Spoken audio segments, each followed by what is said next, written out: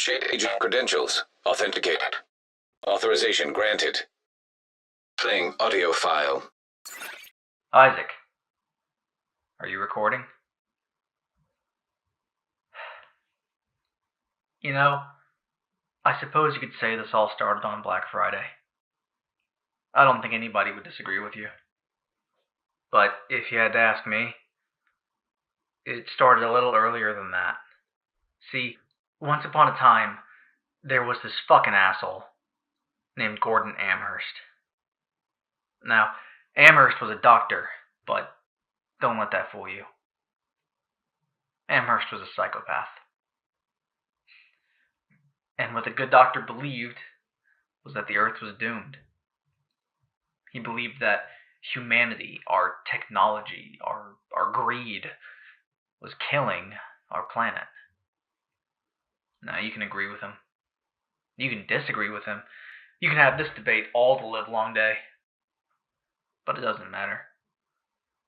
Not anymore. No, all that matters is what he did. See, Amherst was a virologist. So he took smallpox, that virus that you would study about in history books, and he put it into a computer. I mean, what could go wrong? He put it into a computer, and he mixed in the genetic code of half a dozen other diseases. And he moved the sliders all the way up on lethality and virulence. He made smallpox 2.0, variola chimera, or as we've grown to call it, the green poison. Green because he took his new disease and he tainted dollar bills with it. He made hundreds of biological bombs, and he walked them straight into an Abel's department store in the middle of New York City, in the middle of Black Friday. And no one knew. You see, regular smallpox has an incubation period of about 2 weeks. 2 weeks to just quietly sit inside of its host. It can't be spread. It won't show symptoms. Green poison, though, green poison's only 7 days. 7 days of no symptoms. But it can still be spread. Now, those symptoms, they start innocent enough. Headaches, fatigue, fever, it's like a bad case of the flu. But after about 3 days of that, it gets much worse. Rashes and blisters across the body, more in the mouth and in the throat. Like I said, it gets worse. Most of the deaths are due to organ failure.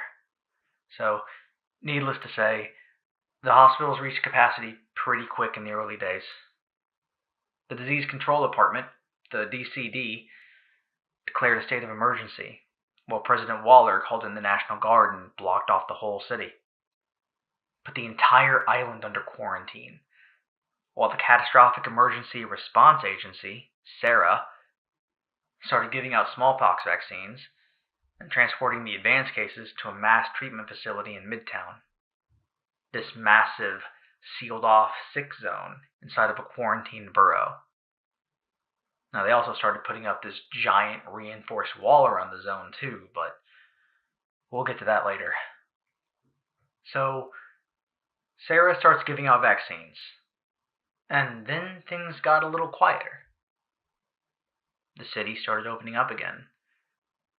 People came and went between curfew hours, stores reopened, people went back to work. It was our final taste of normalcy before everything collapsed. And that final taste is what killed us. See, the vaccines they were giving out were for smallpox. Actual, typical smallpox. Not this genetically coded monster. So not only did the vaccines not work, but because the city began opening up again, the virus spread further and faster before Sarah realized they were wrong. Around mid-December, the World Health Organization declared the outbreak a pandemic. President Waller invoked martial law, while food and supplies in the city ran low. This is when the real chaos started. People started looting, breaking curfew, trying to escape the city. The streets became more and more lawless as the days went on. You know, there's an old saying from ancient Rome. Civilization is never more than 3 days of missed meals away from anarchy. I think it's safe to say they were onto something. So, Waller invokes martial law. Riots break out in the streets. Looters turned into killers to take whatever they needed, or whatever they wanted. Around this time, the surviving police and military consolidated to form the JTF, the Joint Task Force. They worked together to lock down the boroughs. They did what they could to restrict travel, but they could only do so much. Oh, and that 6th zone in the center of Manhattan started looking more like a war zone. Raging mobs, violent escape attempts. On the other side of that wall, the body count racked up higher and higher. The JTF started avoiding the place, leaving whole blocks unpatrolled. They just let the violence fester. Sometime around here, the big banks and financial firms got a little scared for their money and property. They hired a private military, the Last Man Battalion, led by prior Army Lieutenant Colonel Charles Bliss, to protect their assets in the financial district while the riots and virus consumed the city. It didn't take long before LMB personnel started butting heads with the local authorities, as well as another faction quickly rising from below the streets. See, it wasn't just random looters and the occasional PMC. A group of sanitation workers, garbage men, custodians, janitors, water treatment operators, they all started picking up flamethrowers and calling themselves the Cleaners, led by a man named Joe Farrow. They used the subways and sewer systems to bypass Sarah and JTF quarantine zones. They started lighting up everything that they thought might carry the virus, trying to burn away the disease and clean the streets. Seems noble, until a healthy, innocent bystander sounds like he might have a sore throat. Then the flamethrowers turn on.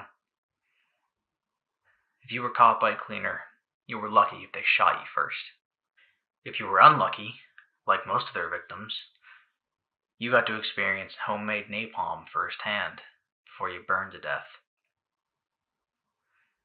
So, December 18th rolls around, and Waller finally sees fit to activate us, the Strategic Homeland Division. Who are we? Well, I'll get to that later. For now, you just need to know that he only activated those agents that were already in New York City. The first wave, they were called. They were supposed to gear up and assist the JTF in getting the city back under control. And that 6th zone was hit by a series of rolling blackouts that took out all the power, leaving everyone there in the dark. Disease, fire, LMB, cleaners, mountains of body bags. It was every man for himself in there. One big dark zone. The JTF eventually just pulled out altogether, retreating back to the James Farley post office in Midtown. It's where the JTF and Sarah established their base of operations.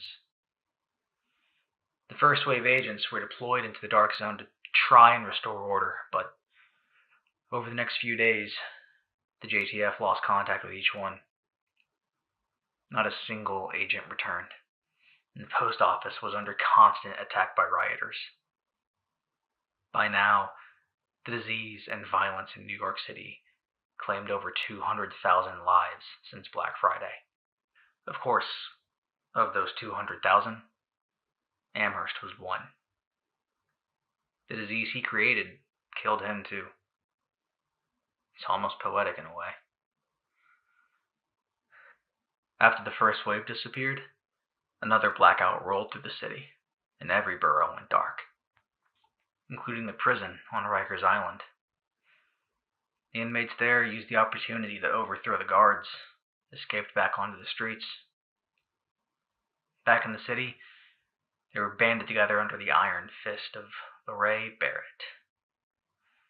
She organized this group of convicts into a gang of wannabe warlords called the Rikers. As cliché as it sounds, they only wanted two things: power over the city, and to see every police officer gutted on the street. Since the NYPD fell in with the JTF, this gave the Rikers a pretty big target. So, in early January, the second wave of agents were activated, and they got off to a rocky start. See, Northeast Section Commander Louis Chang was shot down by a surface-to-air missile while attempting to pick up Senior Agent Fei Lau. Now, she was injured in the explosion, but another JTF heli was quick to respond. They picked her up, patched her wounds, and brought her into the city. Though she was injured, she became the primary point of contact at the base of operations for the rest of the second wave. With her in charge, they were able to push the rioters back from the base and gave JTF and Sarah a little bit of breathing room. And over the next few weeks, they started taking back the city, block by block. They were actually able to cripple some of the rising factions. Lorraine Barrett was killed in their hideout, her iron fist no longer keeping the Rikers in line. Joe Farrow was taken down at his napalm production site, and the plant itself was destroyed. And finally, Charles Bliss. He went down in a blaze of glory after the JTF and the second wave raided the LMB base of the United Nations General Assembly. Through it all, they were able to get the medical team working again, but as you can see, it wasn't enough. The second wave had some incredible victories, but the situation was already too far gone. Around the country, other cities were falling into chaos. But this, in New York,